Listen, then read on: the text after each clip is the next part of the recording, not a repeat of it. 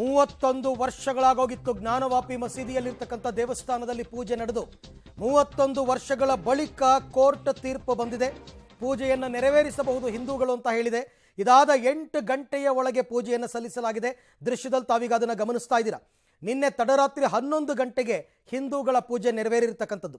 ಮಸೀದಿಯ ವ್ಯಾಸ ನೆಲಮಾಳಿಗೆಯಲ್ಲಿರ್ತಕ್ಕಂಥ ವಿಗ್ರಹಗಳೇನಿತ್ತು, ಶೃಂಗಾರ ಗೌರಿ ವಿಗ್ರಹ, ಗಣಪತಿ ವಿಗ್ರಹ, ಶಿವಲಿಂಗ, ಇದೆಲ್ಲದಕ್ಕೂ ಕೂಡ ಅಲ್ಲಿ ಪೂಜೆಯನ್ನು ನೆರವೇರಿಸಲಾಗಿದೆ. ಪೂಜೆ ಎಲ್ಲ ಆದ ಬಳಿಕ ಮಹಾಮಂಗಳಾರತಿ ಕೂಡ ನೆರವೇರಿದೆ. ಒಂದು ರೀತಿಯಲ್ಲಿ ಆ ಭಾಗದ ಹಿಂದೂಗಳು ಯಾರು ಇದಕ್ಕೋಸ್ಕರ ಹೋರಾಟವನ್ನು ಮಾಡಿದ್ರು ಅವ್ರಿಗೊಂಥರ ತೃಪ್ತ ಭಾವನೆ.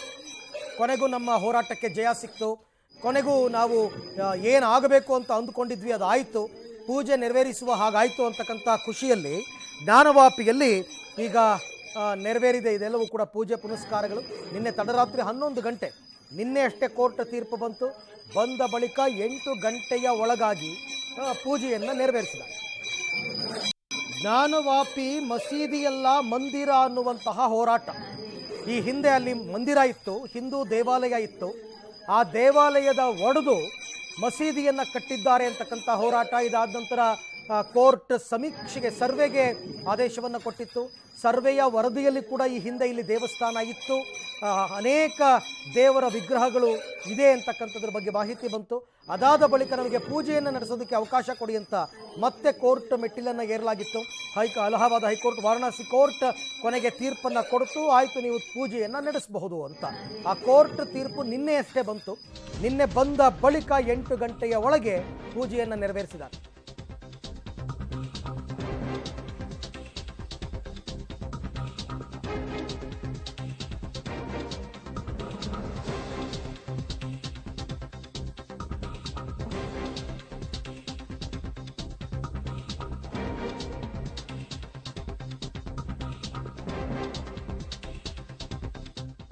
ಓಕೆ, ಯಾವಾಗ ಕೋರ್ಟ್ ತೀರ್ಪು ಬಂತು, ಹಿಂದೂಗಳ ಪೂಜೆಗೆ ಜಿಲ್ಲಾಡಳಿತ ವ್ಯವಸ್ಥೆಯನ್ನು ಮಾಡಿಕೊಡ್ತು. ದೇಗುಲದ ಟ್ರಸ್ಟ್ನ 5 ಅರ್ಚಕರು ಮತ್ತು ವ್ಯಾಸ್ ಕುಟುಂಬ, ವಾರಣಾಸಿಯ ಡಿಎಂ, ಡಿಸ್ಟ್ರಿಕ್ಟ್ ಮ್ಯಾಜಿಸ್ಟ್ರೇಟ್ ಮತ್ತು ಆಯುಕ್ತರು ಉಪಸ್ಥಿತರಿದ್ದರು. ಪೂಜೆ ವೇಳೆ ಮಸೀದಿಯ ಆವರಣದಲ್ಲಿ ಬಿಗಿ ಭದ್ರತೆಯನ್ನು ಕಲ್ಪಿಸಲಾಗಿದ್ದು, ಅಂದರೆ ಯಾವುದೇ ಅಹಿತಕರ ಘಟನೆಗಳು ನಡೆಯಬಾರದು ಅನ್ನೋ ಕಾರಣಕ್ಕೋಸ್ಕರ ಭದ್ರತೆಯನ್ನು ಕಲ್ಪಿಸಿಕೊಟ್ಟಿದ್ರು. ಯಾಕೆಂದರೆ ಅದು ಕೋರ್ಟ್ ಆದೇಶವಾಗಿತ್ತು. ಯಾವಾಗ ಕೋರ್ಟ್ ಪೂಜೆಯನ್ನು ನೀವು ನಡೆಸಬಹುದು ಅಂತ ಹೇಳ್ತೋ ಆಗ ಜಿಲ್ಲಾಡಳಿತದ ಜವಾಬ್ದಾರಿಯಾಗಿರುತ್ತೆ ಯಾವುದೇ ಅಹಿತಕರ ಘಟನೆ ನಡೆಯದಂತೆ ಪೂಜೆಗೆ ವ್ಯವಸ್ಥೆಯನ್ನು ಕಲ್ಪಿಸ್ಕೊಡೋದು.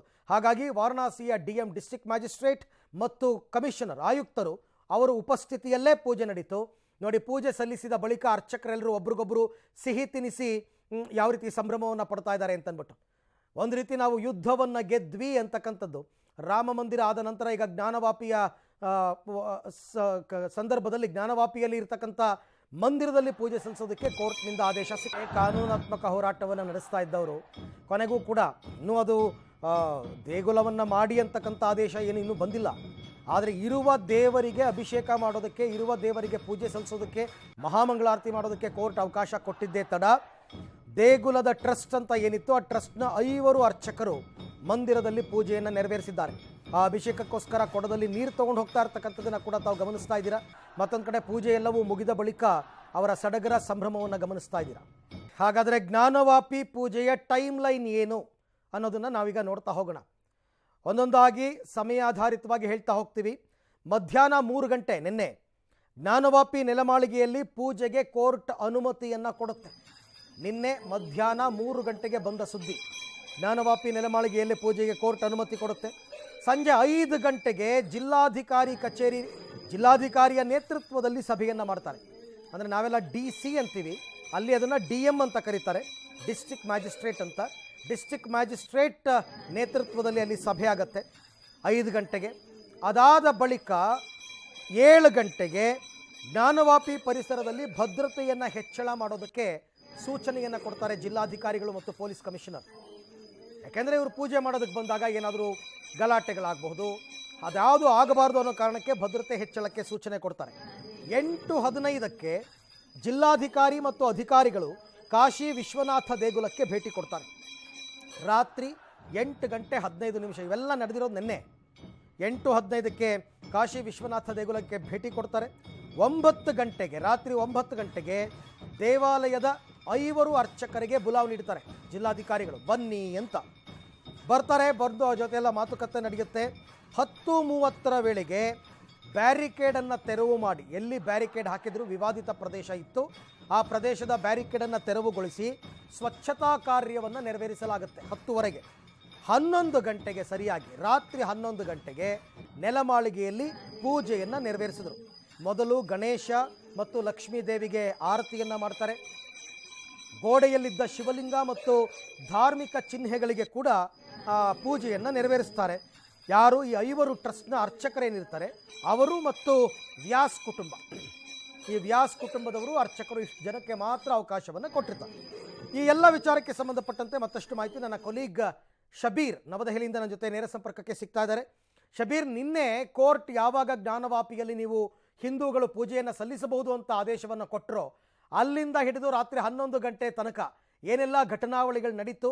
ಮೊದಲ ಪೂಜೆ 31 ವರ್ಷಗಳ ಬಳಿಕ ಹೇಗೆ ನಡೀತು? ಅರವಿಂದ್, ನೋಡಿ, 31 ವರ್ಷದ ಹಿಂದೆ ಜ್ಞಾನವ್ಯಾಪಿ ಮಸೀದಿಯ ಆವರಣ ಏನಿದೆ ಅಥವಾ ಅದರ ನೆಲಮಾಳಿಗೆ ಏನಿದೆ ಅದನ್ನ ವ್ಯಾಸ ಮಾಳಿಗೆ ಅಂತಲೇ ಕರೀತಾರೆ. ಈ ವ್ಯಾಸ ಮಾಳಿಗೆಯಲ್ಲಿ ಈ ಹಿಂದೆಯೂ ಕೂಡ ಪೂಜೆ ನಡೀತಾ ಇತ್ತು. ಯಾವಾಗ ರಾಮ ಮಂದಿರ ವಿಚಾರಕ್ಕೆ ಸಂಬಂಧಪಟ್ಟಂತೆ ಸಾಕಷ್ಟು ಬೆಳವಣಿಗೆಗಳು ಉತ್ತರ ಪ್ರದೇಶದಲ್ಲಿ ಆಯಿತು, ಆ ಸಂದರ್ಭದಲ್ಲಿ ಇದು ಕೋಮು ಸಂಘರ್ಷಕ್ಕೆ ಎಡೆ ಮಾಡಿಕೊಡ್ಬೋದು ಅನ್ನೋ ಕಾರಣಕ್ಕೆ ಆವತ್ತು ಉತ್ತರ ಪ್ರದೇಶ ಸರ್ಕಾರ ಅಲ್ಲಿ ಪೂಜೆ ಮಾಡುವಂಥದ್ದನ್ನು ನಿಷೇಧ ಮಾಡಿತ್ತು. ಹೀಗಾಗಿ ಆವತ್ತಿನಿಂದ ಇವತ್ತಿನವರೆಗೂ ಕೂಡ ಅಲ್ಲಿ ಪೂಜೆ ಮಾಡಲಿಕ್ಕೆ ಅನುಮತಿಯನ್ನು ಕೊಟ್ಟಿರಲಿಲ್ಲ. ಹೀಗಾಗಿ ಇತ್ತೀಚೆಗೆ ಆದಂಥ ಬೆಳವಣಿಗೆಗಳನ್ನು ಇಟ್ಕೊಂಡು ಕೋರ್ಟ್ನ ಮೊರೆ ಹೋದಂಥ ಸಂದರ್ಭದಲ್ಲಿ ಮತ್ತೆ ಪೂಜೆ ಮಾಡಲಿಕ್ಕೆ ಅನುಮತಿಯನ್ನು ಕೊಡಲಾಗಿತ್ತು. ಮುಖ್ಯವಾಗಿ ನಾವು ಇಲ್ಲಿ ಗಮನಿಸೋದಾದ್ರೆ ವ್ಯಾಸ್ ಕುಟುಂಬದವರೇ ಎಲ್ಲಿ ನಿರಂತರವಾಗಿ ಪೂಜೆಯನ್ನು ಮಾಡ್ಕೊಳ್ತಾ ಬರ್ತಾ ಇರುವಂತದ್ದನ್ನು ಕೂಡ ನಾವು ಈ ಹಿಂದಿನಿಂದಲೂ ಕೂಡ ಗಮನಿಸಿದ್ವಿ. ನಿನ್ನೆ ವಾರಣಾಸಿ ಜಿಲ್ಲಾ ನ್ಯಾಯಾಲಯ ಪೂಜೆಗೆ ಅನುಮತಿಯನ್ನು ಕೊಟ್ಟ ಬಳಿಕ ಬಹಳಷ್ಟು ವೇಗವಾಗಿ ಪೂಜೆಯನ್ನ ಮಾಡಬೇಕು ಅನ್ನುವಂಥ ನಿಟ್ಟಿನಲ್ಲಿ ಸಾಕಷ್ಟು ಬೆಳವಣಿಗೆಗಳು ನಿನ್ನೆ ಆಗಿರುವಂತದ್ದನ್ನು ಕೂಡ ಗಮನಿಸ್ತಿದ್ವಿ. ಮಧ್ಯರಾತ್ರಿ ಅಂದ್ರೆ ರಾತ್ರಿ 11 ಗಂಟೆಗೆ ಪೂಜೆ ಮಾಡುವಂತದರ ಹಿಂದಿನ ಉದ್ದೇಶ ಏನು ಅಂದ್ರೆ ಈ ಸಂದರ್ಭದಲ್ಲಿ ಜನಸಂದಣಿ ಕಡಿಮೆ ಇರುತ್ತೆ, ಮತ್ತೆ ಗಲಾಟೆಗಳು ಅಥವಾ ಕೋಮು ಸಂಘರ್ಷಗಳು ಏರ್ಪಡೋದಿಲ್ಲ. ಹೀಗಾಗಿ ಈ ಸಮಯದಲ್ಲಿ ಸೂಕ್ತವಾದಂತ ಸಮಯ ಪೂಜೆ ಮಾಡಲಿಕ್ಕೆ ಅನ್ನುವಂಥದ್ದು ಜಿಲ್ಲಾಡಳಿತದ ನಿರ್ಧಾರ ಅಥವಾ ಅಭಿಪ್ರಾಯ ಆಗಿತ್ತು. ಹೀಗಾಗಿ ಸಂಜೆಯಿಂದಲೇ ಅದಕ್ಕೆ ಬೇಕಾದಂತ ತಯಾರಿಗಳನ್ನ ಮಾಡಿಕೊಳ್ಳಲಾಗುತ್ತೆ. ಮಧ್ಯಾಹ್ನ 3 ಗಂಟೆಗೆ ಆದೇಶ ಬಂದ ತಕ್ಷಣ ಸರಿಸುಮಾರು 4-5 ಗಂಟೆ ಸಂದರ್ಭದಲ್ಲಿ ಜಿಲ್ಲಾಧಿಕಾರಿಗಳು ಸಭೆಯನ್ನು ನಡೆಸಿ ಅಗತ್ಯವಾದಂತಹ ಭದ್ರತೆಯನ್ನು ಏರ್ಪಡಿಸುವಂತ ಕೆಲಸವನ್ನ ಮಾಡ್ತಾರೆ. ಇದ್ರ ಜೊತೆಗೆ ಕಾಶಿ ವಿಶ್ವನಾಥರ ಟ್ರಸ್ಟ್ ಏನಿದೆ ಅವರಿಗೂ ಕೂಡ ಸಂಪರ್ಕ ಮಾಡಿ ಒಟ್ಟು 5 ಜನ ಅರ್ಚಕರನ್ನ ನೇಮಿಸುವಂತೆ ಇದಕ್ಕಾಗಿ ಸೂಚನೆಯನ್ನು ಕೂಡ ಕೊಡ್ತಾರೆ. ಅದರಂತೆ ಜಿಲ್ಲಾಧಿಕಾರಿಗಳ ನಿರ್ದೇಶನದಂತೆ ಟ್ರಸ್ಟ್ ಕೂಡ 5 ಮಂದಿ ಅರ್ಚಕರನ್ನ ನಿಯೋಜನೆ ಮಾಡುತ್ತೆ ಈ ಒಂದು ವಿಶೇಷ ಪೂಜೆಗೆ. ಇದರ ಜೊತೆಗೆ ನ್ಯಾಸ್ ಕುಟುಂಬ ಅಂದ್ರೆ ನಾವು ಈ ಹಿಂದೆ ಏನು ಹೇಳ್ತಾ ಬಂದಿದ್ವಿ ಅಂದ್ರೆ ಪಾರಂಪರಿಕವಾಗಿ ಪೂಜೆಯನ್ನ ಮಾಡ್ತಾ ಬಂದಿತ್ತು ಈ ಕುಟುಂಬ. ಇವರು ಮತ್ತೆ 5 ಜನ ಅರ್ಚಕರು ರಾತ್ರಿ 11 ಗಂಟೆ ಸಂದರ್ಭಕ್ಕೆ ಒಳಗಡೆ ಹೋಗಿ ಅಲ್ಲೆಲ್ಲ ಸ್ವಚ್ಛತಾ ಕಾರ್ಯಗಳನ್ನ ಮಾಡಿ ಪೂಜೆಯನ್ನ ವಿಶೇಷವಾದಂತಹ ಆರತಿಯನ್ನ ಪೂಜೆಯನ್ನ ಮಾಡೋ ಮೂಲಕ ಮೊದಲ ಪೂಜೆಯನ್ನ ಮಾಡಿದ್ದಾರೆ. 31 ವರ್ಷಗಳ ಬಳಿಕ ಈ ಒಂದು ಪೂಜೆ ನಡೆದಿರುವಂತದ್ದು ಈಗ ವಾರಣಾಸಿಯಲ್ಲಿರುವಂತಹ ಎಲ್ಲ ಹಿಂದೂಗಳಲ್ಲೂ ಕೂಡ ಒಂದು ವಿಶೇಷವಾದಂತ ಖುಷಿಯ ವಾತಾವರಣ ನಿರ್ಮಾಣ ಆಗಿರುವಂತದ್ದು. ಹೀಗಾಗಿ ಈ ಬೆಳಗ್ಗೆ ಈ ಒಂದು ಬೆಳವಣಿಗೆ ಗೊತ್ತಾಗ್ತಿದ್ದಂತೆ ಅಲ್ಲಿ ಎಲ್ಲರೂ ಕೂಡ ಆ ಮಸೀದಿಯ ಮುಂಭಾಗದ ಆವರಣದಲ್ಲಿ ಸೇರಿ ಸಂಭ್ರಮಾಚರಣೆ ಮಾಡ್ತಾ ಇರುವಂತದ್ದನ್ನು ಕೂಡ ನಾವು ಸದ್ಯಕ್ಕೆ ಗಮನಿಸ್ತಾ ಇದ್ದೀವಿ. ಅರವಿಂದ್.